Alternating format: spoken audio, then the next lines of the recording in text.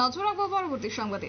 অক্ষয় তৃতীয়া উপলক্ষে অক্ষয় বৃক্ষরোপণ কর্মসূচি সংঘটিত করল সোনামুড়া নগর পঞ্চায়েতের উদ্যোগে বলা যায় সংঘটিত করেছে নগর এলাকার সারথী সংঘের সদস্যরা।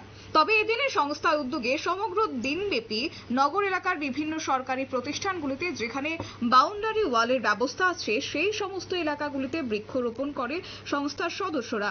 তাদের এই কর্মসূচির প্রসঙ্গে সংস্থার সদস্যরা জানান যে ক্রমে ক্রমে ভূ উষ্ণায়ন বৃদ্ধি পাচ্ছে। কোথাও বনদস্যুরা নিজেদের স্বার্থ সিদ্ধির লাভে বন ধ্বংস করছে, যার ফলে ক্রমশ বৃদ্ধি পাচ্ছে ভূ উষ্ণায়ন। আর এর থেকে রক্ষা পেতে এবার আজকের এই বিশেষ দিনে বা শুভ দিনে বৃক্ষরোপণ কর্মসূচি সংঘটিত করল সোনামুড়া নগর এলাকার সারথী সংঘের সদস্যরা। গোটা বিষয়কে কেন্দ্র করে আজকের দিনে কি বলছেন তারা, শুনুন। আমাদের সোনামুড়াতে সারথী সংঘের উদ্যোগে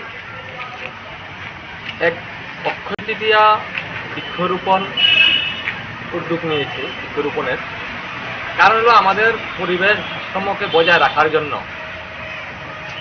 আমাদের যে ছেলেরা আছে তারা নতুন করে উদ্যোগ নিয়েছে যাতে আমাদের গাছগাছরা যেভাবে ধ্বংস হচ্ছে, গাছগাছরা কমে গেছে, তার জন্য তারা সবাই চেষ্টা করছে যে সমস্ত সমাজের ভিতরে একটা বার্তা দেওয়া যাতে সবাই গাছকে রক্ষা করে। গাছ আমাদের প্রাণ, গাছের মাধ্যমে আমরা অক্সিজেন নেই। গাছ না থাকলে পরিবেশ দূষণ হচ্ছে, পরিবেশ নষ্ট হয়ে যাচ্ছে, এই যে বৃষ্টি বাদলের সমস্যা সৃষ্টি হচ্ছে। তার জন্য এই সমস্ত সোনামুড়ার সারথী সংঘের উদ্যোগে সবাই অক্ষয় তৃতীয়া যে দিনটি আছে আজকে, এই শুভ দিনে সবাই চেষ্টা করছে যে 250 গাছের মাধ্যমে সোনামুড়াতে একটা নতুন বার্তা দেওয়ার চিন্তা করছে। আপনার নামটা? আমার নাম হলো উত্তম কুমার দে। এই সংস্থা হলো সারথী সংঘ।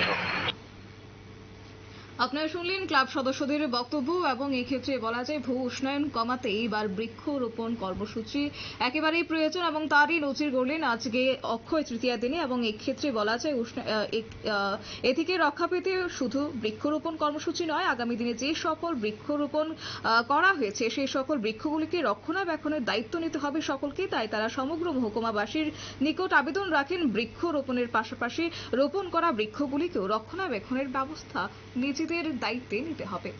নিয়ে নিচ্ছে ছোট্ট একটি বিজ্ঞাপন বিরতি, সঙ্গে থাকুন।